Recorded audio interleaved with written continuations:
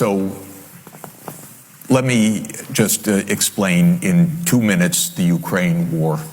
This is not an attack by Putin on Ukraine in the way that we are told every day.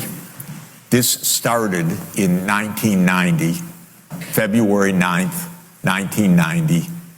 James Baker III, our Secretary of State, said to Mikhail Gorbachev, NATO will not move 1 inch eastward if you agree to German unification, basically ending World War II. And Gorbachev said, that's very important. Yes, NATO doesn't move, and we agree to German unification. The U.S. then cheated on this, already starting in 1994, when Clinton signed off on basically a plan to expand NATO all the way to Ukraine. This is when the so-called neocons took power, and Clinton was the first agent of this. And the expansion of NATO started in 1999 with Poland, Hungary, and Czech Republic. At that point, Russia didn't much care. There was no border other than with the Königsberg, but other than that, there was no direct threat. Then the U.S. led the bombing of Serbia in 1999. That was bad, by the way, because that was a use of NATO to bomb a European capital, Belgrade, 78 straight days to break the country apart. The Russians didn't like that very much.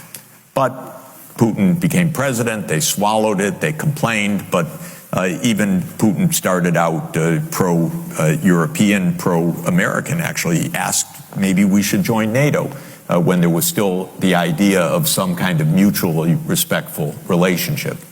Then 9/11 came, then came Afghanistan, and the Russians said, yeah, we'll support you, we understand, to root out terror. But then came 2 other decisive actions. In 2002, the United States unilaterally walked out of the anti-ballistic missile treaty. This was probably the most decisive event, never discussed in this context. But what it did was trigger the U.S. putting in missile systems in Eastern Europe that Russia views as a dire, direct threat to national security by making possible a decapitation strike of missiles that are a few minutes away from Moscow. And we put in 2 Aegis missile systems. We say it's defense. Russia says, how do we know it's not Tomahawk nuclear-tipped missiles in your silos? You've told us we have nothing to do with this.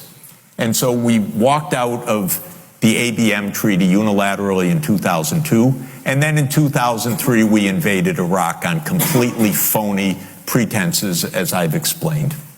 In 2004-05, we engaged in a soft regime change operation in Ukraine, the so-called First Color Revolution. It put in office somebody that I knew and I was friends with, and I'm kind of distantly friends with President Yushchenko, because I was an advisor to the Ukrainian government in 1993, 94, 95. And then the U.S. had its dirty hands in this. It should not meddle in other countries' elections. But in 2009, Yanukovych won the election, and he became president, and in 2010 on the basis of neutrality for Ukraine.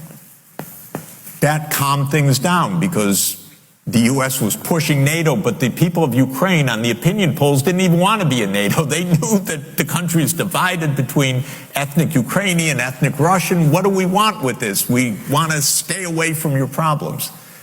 So in February 22nd, 2014, the United States participated actively in the overthrow of Yanukovych. A typical U.S. regime change operation, have no doubt about it.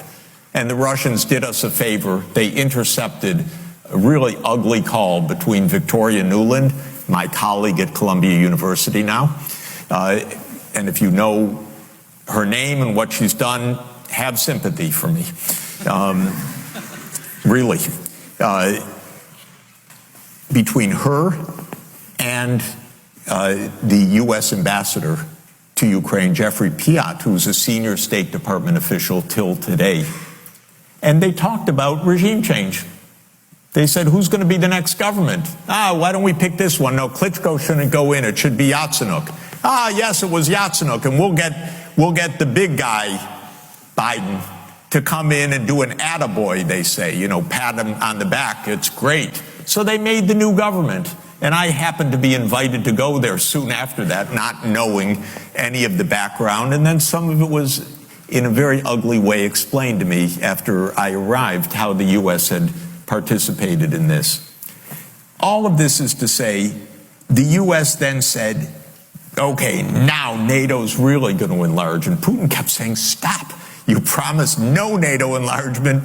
It's been, by the way, I forgot to mention, in 2004, Estonia, Latvia, Lithuania, Bulgaria, Romania, Slovakia, Slovenia, 7 more countries in the not 1 inch eastward.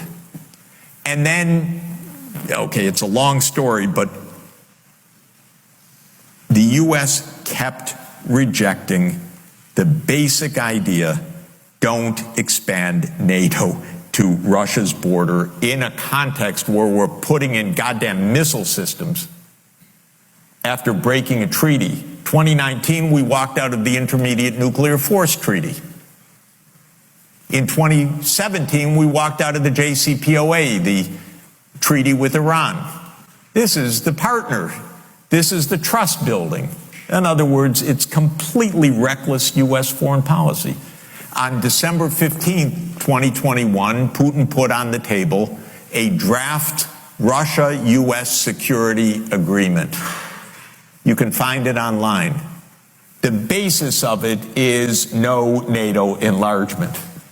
I called the White House that next week after that, begging them, take the negotiations. Putin's offered something, avoid this war. Oh, Jeff, there's not going to be a war. Announce that NATO's not going to enlarge. Oh, don't worry, NATO's not going to enlarge. I said, oh, you're going to have a war over something that's not going to happen? Why don't you announce it? And he said, no, our policy is an open door. This is Jake Sullivan. Our policy is an open door policy. Open door for NATO enlargement. That is under the category of bullshit, by the way.